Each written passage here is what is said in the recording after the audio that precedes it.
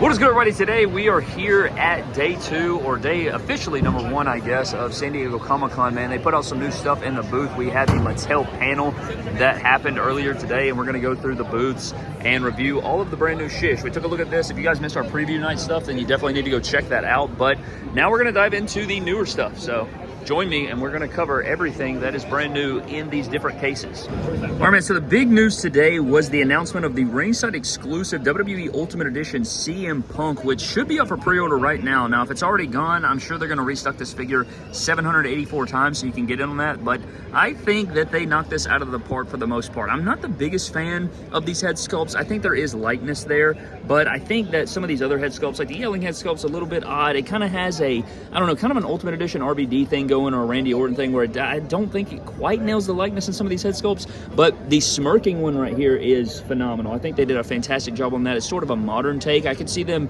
repainting that and putting that on modern CM Punks, but they nailed the formula on this. I love that they used the Sami Zayn torso. I think that is the Sami Zayn torso, which is exactly how we kind of fantasy book this figure going forward. I remember saying multiple times, you know, if they do the Money in the Bank Elite 16 Ultimate Edition version of CM Punk, that it would have the blowing kiss face, it would have those go to sleep hands / blowing the kiss hands in there, it would have the white elbow pad, the WWE spinner on the perfect formula with the butterfly joints, with the kick pad feet, with the Ultimate Edition. Throw in the shirt, which it is going to include. I'm not sure. I did ask around. They don't know yet if it's going to have the Velcro or it's going to be screen printed on there without the Velcro. We'll have to see.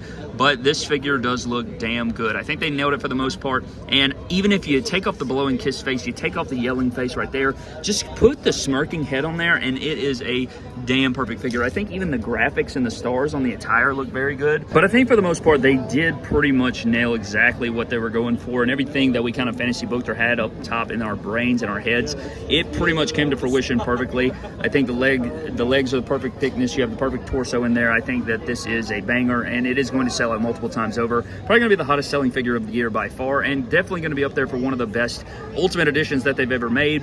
I think that once we see it with all the bells and whistles, with the shirt, with everything on display, I think everybody is going to really, really love the CM Punk, and I have really enjoyed looking at it. I mean, it just looks so damn good, man, and it looks like, I mean, we should get this by before Christmas. I mean, I imagine this is going to be available in the next few months, so we'll have to see about that. I mean, this is a really early sample or whatever, but we'll have to see what comes of it. But this is not all that we got today. And then we're moving over to the Superstars line, and they unveiled a decent amount of Superstars right here, man. Up front, we do have a brand new Eddie Guerrero with the LWO shirt.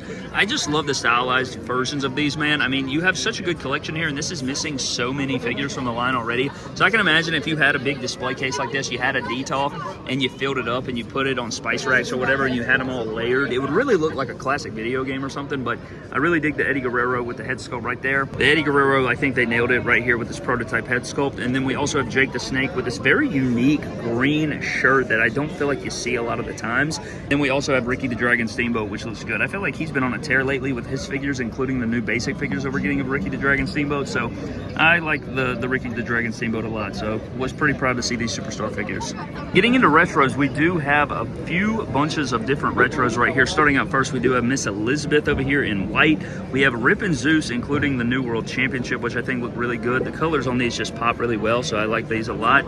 You know, they had to get the most out of Zeus and Rip. You know, they had to stress it. I think the Rip looks better than the Zeus, obviously, but I am glad to be getting another Zeus figure in the line right there. You know, they gotta pump him out. They gotta get as much out of that license as they possibly can. And then we also have Sensational Sherry over here with the cloth goods. Kind of difficult to get an angle here, but I like the gear. It's kind of a different gear here in the black and silver, but she's looking pretty good over there. And up front, we have some more modern retros right here with the Bloodline 4-pack that is going to be ringside exclusive. So you're going to have Solo Sikoa up front.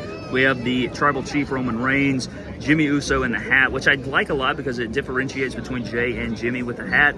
And then you do have Jay Uso at the end here. And I think all these look good, and the render form of these looked really, really good. So I was glad to see that. I do like that Jimmy and Jay both have the finger pointed at the sky, you know, the We the Ones hands, but the Roman Reigns with the, you know, the arm hammer there, and then you do have Solo Sikoa with a really good likeness. So I think all four of these looked good, and I like that they're getting away from kind of the retros, you know, giving you more of a modern take on the retros, including these as a Bloodline 4-pack or two 2-packs, so ringside collectibles. So I think these will be up for order soon. All right, starting off in the left corner up here, we do have Elite Series 114, or at least 5 of the figures, I think, that are going to be on display right here. Jay Jade is no longer right here. I don't know if she'll be out on display tomorrow or what the case is right there, but we do have a look at her jacket, which looks pretty good with the chrome pieces and the jade on the back. And then we do have the guest of Comic-Con, or one of the guests, that was Zoe Stark right here with the half light blue and half red. Pretty good formula in there. I think they did a pretty good job here, and you'll notice that her kick pads are a new mold, and hopefully this will be the mold that they use on Becky Lynch and women like that, because now that they won't have the damn basic feet. So I think that is a huge upgrade. She has the knee braces in there, good skin tone on there. I think the Zoe Starks looks pretty damn good. So I think they did a pretty phenomenal job on her first figure. And I want to say, I can't remember who the chase is in this set, but I want to say it was Zoe Starks, but I guess we'll find out. We also have main event Yeet Jey Uso here. No crop top shirt, which is kind of shocking and surprising. They really do need to add that. I don't know how they're not, but this is the Elite 114 Jey Uso. We did see the Top Picks version, which I think is still in this booth somewhere. I think he's on the other side or something like that. But we do have a look at this Jey Uso. I don't think this is a different one. I think this is new. You'll see that he does have the brand new Cena shoe mold, or the new shoe mold that we're here. That is the same shoe mold that we saw in Kofi Kingston, which is getting rid of the older Cena shoe mold that we despise so much. So getting this here, he's doing his entrance there. Looks really, really good, really nice looking.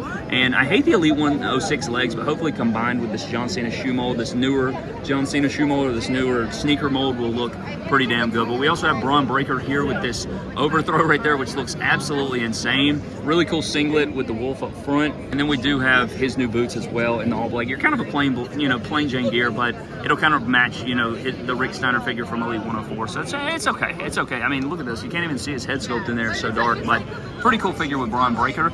And then we have Jimmy Uso, which is a really good standout, man. I always call it the Dylan Brooks head sculpt because it looks just like Dylan Brooks. I mean, my God, this man should be playing overseas somewhere.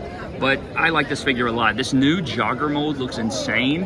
And you'll see that on the lower legs, we have these new cuffs and joggers with this new sneaker mold that they are using also on the Mattel Creation CM Punk down here. So this is the new, same shoe mold. It's the Ultimate Edition mold, which I think is so genius. And I like it a lot. They're going to have to make some other mold, though, for Cena. Because if you look at this Cena shoe mold, if they're going to make a new Cena shoe mold like this, these will not work because you're kind of missing the tongue and the cuff around the edges of the ankles. But we'll have to see about that. But I really popped hard for these legs. This is a really nice leg mold. Hopefully it'll feel good in hand. But the jogger, this new jogger mold looks fantastic.